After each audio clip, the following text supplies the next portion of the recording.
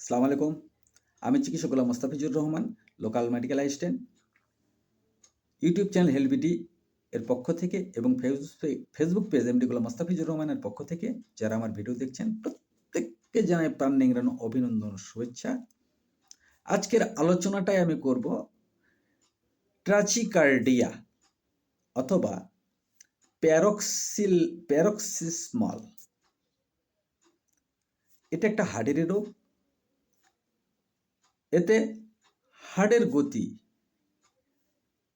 Irregular হয়, তবে তার রেট কম হয়, নারীর গতি বেড়ে যায়।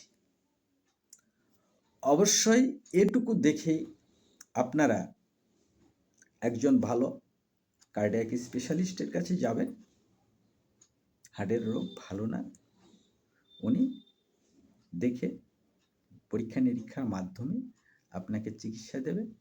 এতে আল্লাহ পাক আপনাকে সুস্থ করবে, এই আশাবাদ ব্যক্ত করে আপনাদের আবারও সুস্বাস্থ্য কামনা করে এবং আল্লাহ পাকের কাছে হায়াত দারাজ করে আমি এখানেই শেষ করছি। আসসালামু আলাইকুম, আল্লাহ হাফেজ।